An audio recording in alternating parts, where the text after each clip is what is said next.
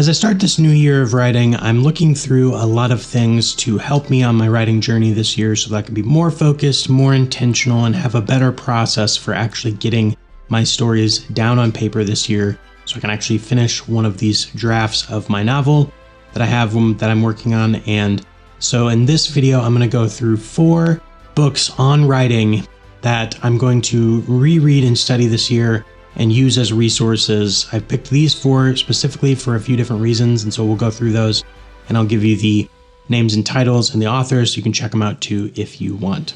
The first book is Make a Scene by Jordan Rosenfeld, and the reason that I love this book so much is that it breaks down so well the aspects of a scene. What does it mean? So it's got 4 parts to the book. This is kind of a book that is very, I don't know if I want to say technical, but it's just very systematic in how it breaks things down, and so it can help you start really finding the different parts and pieces. In part 1, it talks about the architecture of a scene. So how does a scene function? What is it? And what is a strong scene launch, middle, and end? Those kinds of things to really tell you about how a scene functions within a larger part of your story. Part 2 goes into the different elements of the scene. So it goes through the setting, the senses, the character development, the fights, all of the different little pieces in a scene that you need to balance, that you really need to be able to make it all work together so that it is told in a really good way. And so you go from this part 1 where it's just kind of telling you what a scene is, that it has a beginning, middle, and end, and all of those parts and pieces. And then you go into the more granular. This is all the different things you need to balance in your scene and how to do that. So again, it's this really great kind of technical way of looking at a scene of like, here's the scene, here's the beginning, middle, and end, here's the parts and pieces within it that you need to balance, and this is how you do that. Part 3 is a really great example of taking all of that information and then how you can apply it to different types of scenes. So it's all about scene types. So the first scene, contemplative scenes, romance scenes, fight scenes, breaking down, how they're all the same. They all have a lot of the same elements, but also how they're different and how they portray different things and how you work through using the information from before into these different types of scenes. And then part 4 of the book is the shortest part, and it's basically just other things you need to think about in your story, such as the point of view, secondary and minor characters, how they play a role but don't want to take away from your main characters, transitioning the scenes, and then assessing them and revising the scenes and working through kind of the next steps of writing your scenes. So again, this one is really great. It's called Make a Scene by Jordan Rosenfeld. I can't recommend it enough. I've read it a couple of times, and it's really a great way to break down if you're struggling with all the different things you need to balance. Definitely check this one out.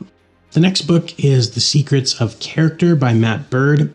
And the reason I want to go through this one, whereas the other book is a kind of breakdown of the different types of scenes and everything, this one is the deep dive into the characters. How do you make your characters really matter and really resonate with your readers? This is really broken into 2 parts. Part 1 is how you can make your characters believable, get people to invest in them and to care about them. And then part 2 is how you, similar to in the other book, how you put it all together. How do you take all this information and put it together?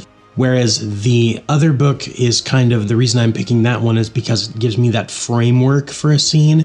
This gives me the framework for how to make that character matter in the scene. And so I'm really excited to dive back into this one, The Secrets of Character by Matt Bird. The next book is Spellbinding Sentences by Barbara Bach.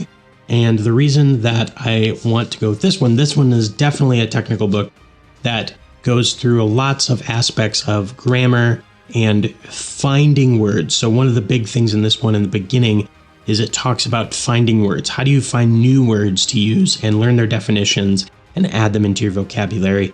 And then it's a great refresher on going through the different types of adverbs, verbs. Like, it's a good grammar check. So this is definitely something for me, like a nice refresher to make sure that you know why you're using that word specifically. So whereas the scene book is about how you use a scene and how you use the different parts of a scene, this is like the very granular breakdown of like, why did you choose that verb? Why did you choose this noun? Why did you choose this adverb? And all those different parts of a sentence.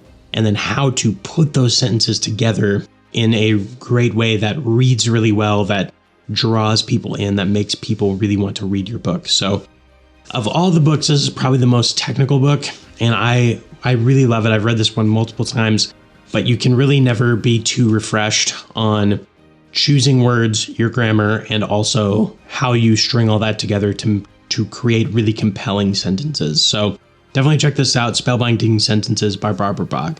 And the last book is A Writer's Guide to Persistence by Jordan Rosenfeld. Again, this one is the least technical of all of them. This book is about how to create a lasting and productive writing practice.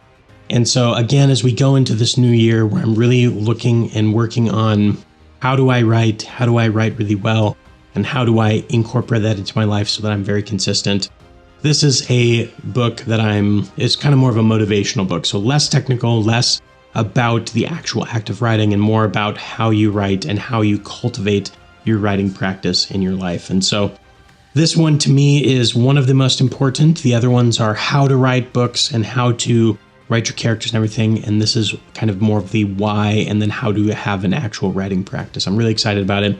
And this is, I think, a great way to cap off all 4 of these books. I'm probably going to be reading them all a little bit at the same time, to be honest with you, taking notes and working through how to incorporate all of these things into my writing. So make sure to check this out, A Writer's Guide to Persistence by Jordan Rosenfeld. That's it for this video of Writing Quest. Thank you so much for watching. I hope that these 4 books can be really useful and helpful to you. I hope that you learned something from them. Please check them out. They're a really great resource, and they just are a really great kind of all-encompassing. Like, I think that between these 4 books, it hits kind of all the aspects of writing, from technical things to very technical things to the why you're doing it and the how, and how you incorporate it all in your life. If you have any other suggestions for books on writing that I should be reading, let me know, put it down in the comments, and I will see you next time on Writing Quest. Huzzah!